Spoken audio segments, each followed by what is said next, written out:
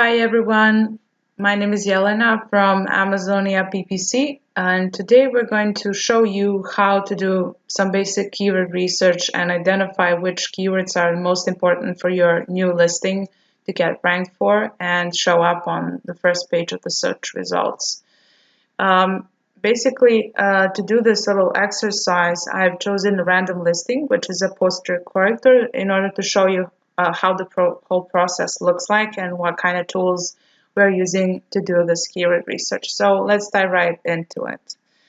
I'm going to copy this phrase over here, poster corrector, and as you can see, I'm already logged into Helium10. There are a couple of main features that we use to do keyword research, which is magnet, cerebro, and Frankenstein. So to start off, I'm going to go to magnet and just enter this seed keyword phrase that I've just copied from this random listing. So let's imagine that your product is a poster corrector and you're just looking to launch it and you're trying to identify your main keywords that you should rank for. So this is the kind of situation that we are doing a keyword research for. So poster corrector, I'm going to click on get keywords, new search, and let's see what the Helium10 has to offer to us. Usually when you start off with this with a phrase that's this wide, you will get a couple of thousand of results, but we're not going to use all of them. We're going to use filters to identify which ones are the most important, and then we're going to use some similar criteria that will help us identify which keywords are here to stay and which ones should be eliminated. Okay, so the results are here. There is almost approximately 6,000 keyword suggestions, and in order to make all of this more manageable, I'm going to export it to Excel.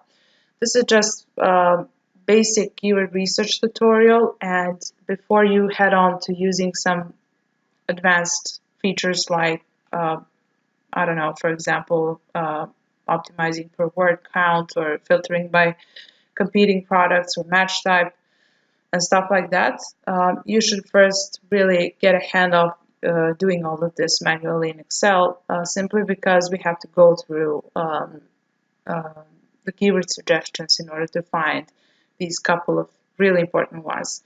You might already have a good idea of a couple of keywords that are really key for your product, and they're really describing the core of your product features, but at the same time, you'll never know what's in the market and what kind of phrases your customers are typing in order to find your product type. So this is why keyword research is so important. It's crucial for you to understand how to do it right. So in order to make all this 6,000 keyword list more manageable, we're going to export it to Excel. This might take a while because we have a lot of rows for the tool to process. Okay, let's open it up.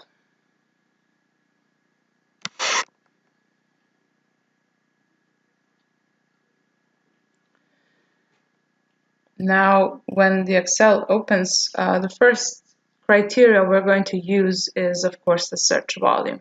It's very important to eliminate some of the search terms by search volume, simply because search volume is a metric that determines how likely is your product to rank for a certain keyword, and it tells you which keywords are most frequent and which keywords are most relevant for your product type, judging by the seed keyword that you typed in. So, okay, now we have a list. As you can see, there is still 6,000 of it, almost 6,000, and we're going to filter out some of the keywords that are less frequent than others. How do you know what is your baseline number to sort by? Basically, we're going to sort by, sorry, let me see. We should be able to sort largest to smallest without these blanks. So first thing we're going to move is first remove blanks. clear out the data so that we can manage it more easily.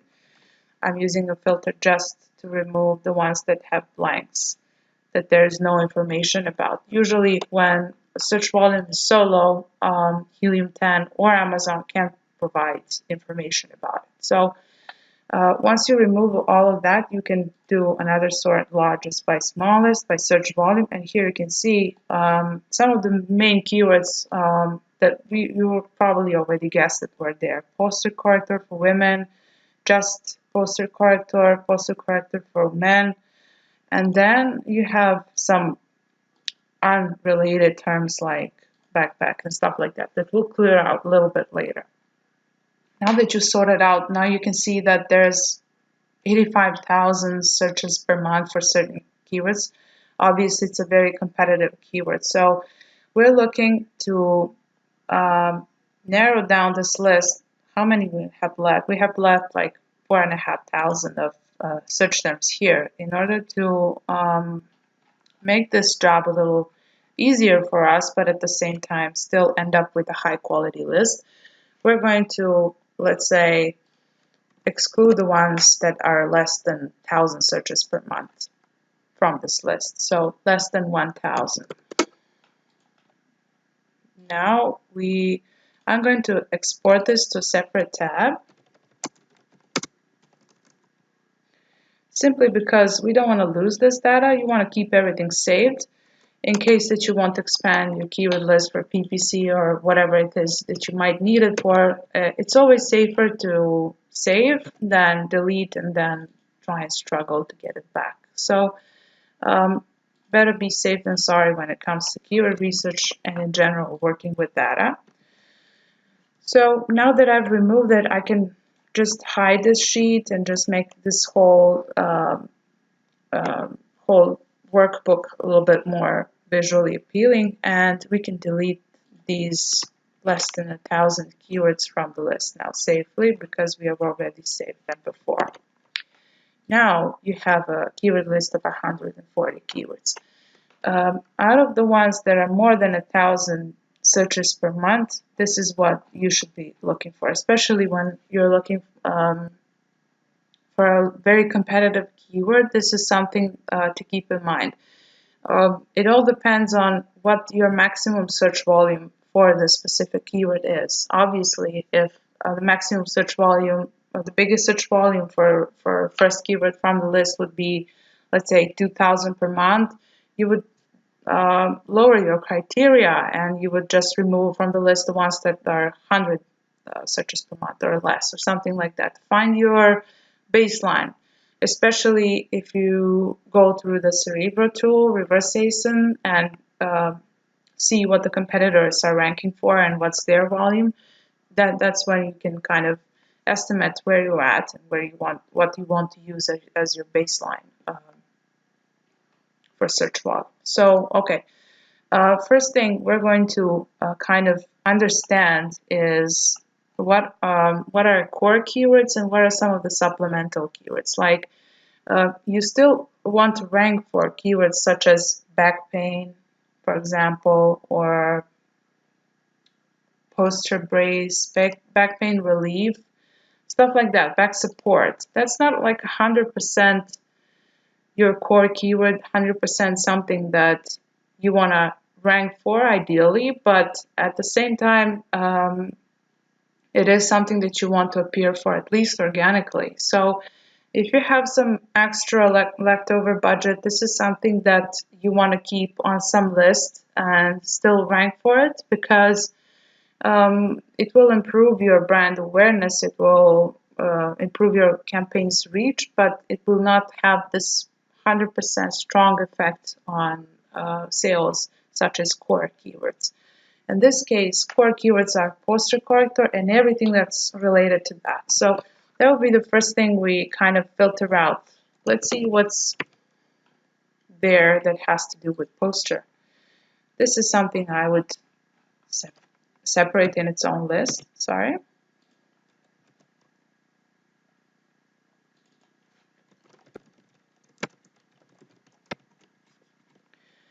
once you have moved this to its new tab, I would delete this from the list because it will speed up the process so much more.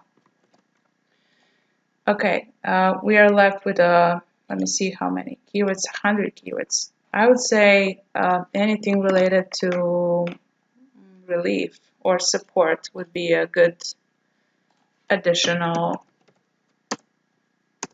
keyword to filter out. Okay, so you have here support related.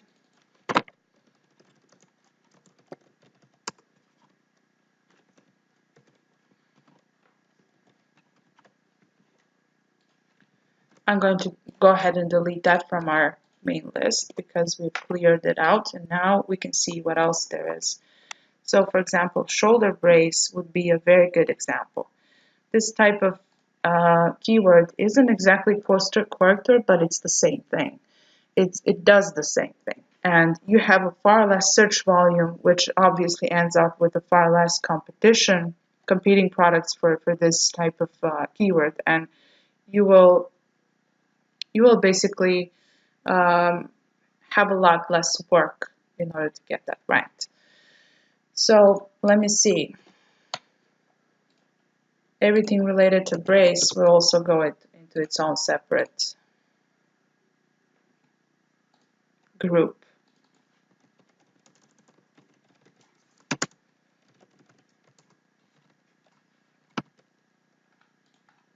You can see that there are also certain variations like back brace for men, for women. Shoulder brace is a very good example simply because here you can see that in this product it's strictly related to shoulders. So this might be even better example of the kind of keyword that we want to rank for, because you can see that there is a lot less competing products for it in this list. So let me see. Okay, brace related is also going to go in its own group.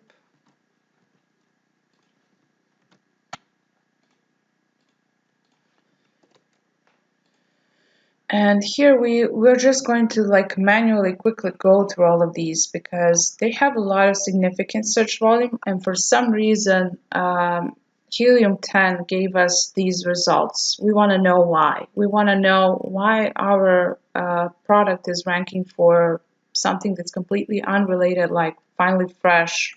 This is a good example. Why are we ranking for this backpack is also a very good example. We want to know why is this happening. So maybe it has something to do with back because it's a back pain, and maybe some kind of backend search term was something that had something to do with our ranking for this specific keyword. So when you notice on this list something that should not be there, I'll make sure to also save it, like either in a notepad or in a new tab. Let's say negatives. Let's call it negatives, because if you're running PPC and you're doing any kind of keyword research, it will save you time when you save these negatives, simply because you don't have to do it twice. You don't have to do 2 times keyword research in order to identify which ones are negatives. You already are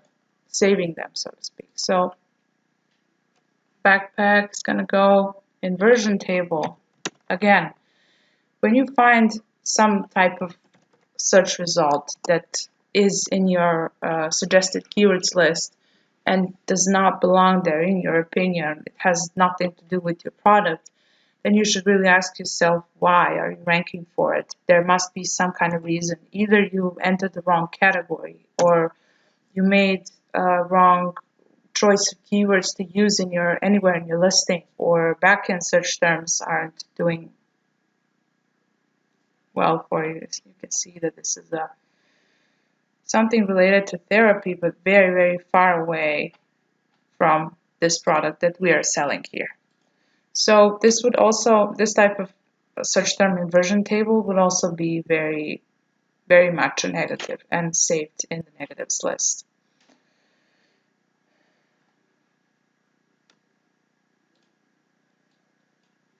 Stuff like weighted vest, stress relief would also all of them be negatives.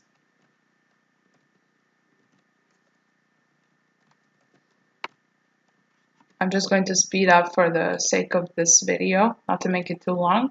Okay, so basically I would go through all of these suggestions here and find some suggestions in these leftovers that are left after we did our basic keyword research and I've discovered what our seed keywords are, the main keywords are.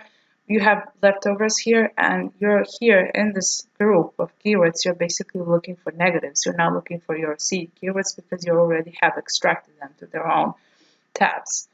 And once you have all of these keywords here, I would do another set of keyword research based from Helium10. For example, we knew that we should start from poster related keywords, but in our seed keyword research, we found out that there are also pretty good search terms related to like back support or shoulder support. A very good example, shoulder support brace. This would be 100% something we want to rank for.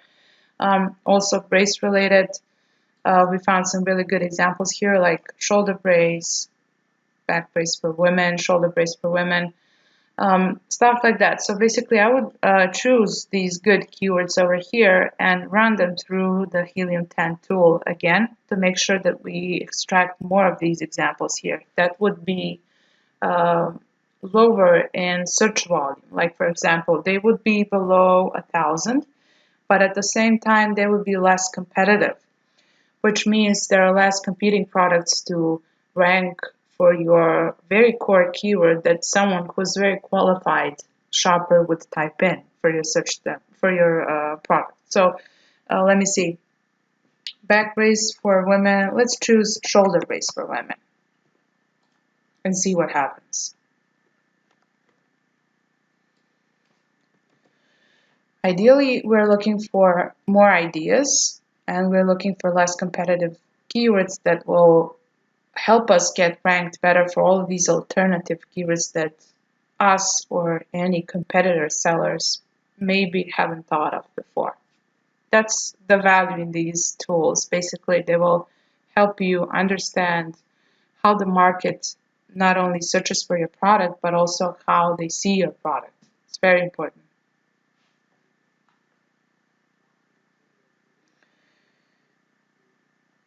We're looking to see the results for shoulder brace for women. Still waiting for it.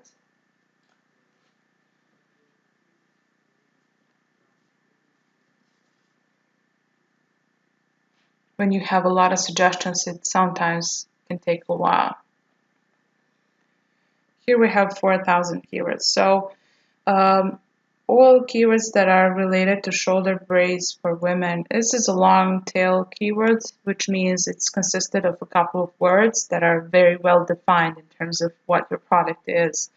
And basically, out of these, we would also export them and filter out the same way we did these first three, but we would go in much more details, try and identify which ones are below 1,000, let's say between 500 and 1,000.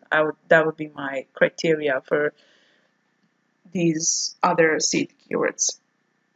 Once you have identified which are the main keywords that you want to rank for, and I would suggest you choose the ones that have the greatest ratio between search volume and competing products that are also competing for that keyword, meaning that you're looking to have your search volume up and competing products down in that ratio. So once you know which are the ones you want to rank for, these are the ones that you should look for placing in your product titles, product descriptions, key product features, especially in the backend search terms, and just try to use them but not misuse them or overuse them, not put them as every other keyword, like in every other word should be a keyword. That's a very wrong thing to do.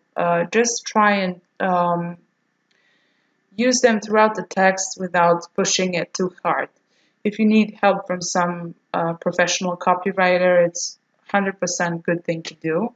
especially if they're professionals, they will start their copywriting project by doing basic keyword research, understanding what the product is, what your product's benefits are, and how to best showcase them to the public, to your users, but at the same time understand all of these ranking factors and how to not misuse all of this potential that we have over here.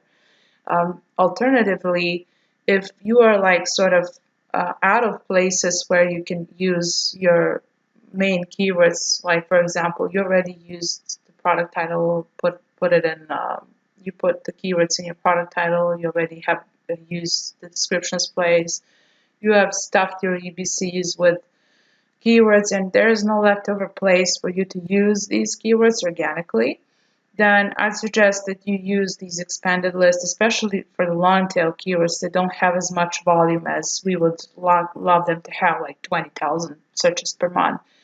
These lower search volume keywords that are less in competition are really good candidates for you to use on PPC because they tend to be cheaper than the ones that are competitive. That's obviously common sense, but not a lot of sellers include it into their strategy. So it's definitely a competitive advantage for you if you do it that way.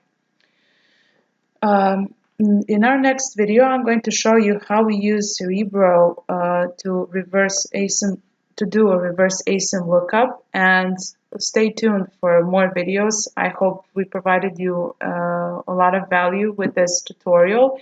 And if you have any questions regarding our processes and criteria we use in this keyword research, feel free to subscribe and comment to our channel, and we'll be happy to answer you. Thank you for watching, and see you in the next video. Bye-bye.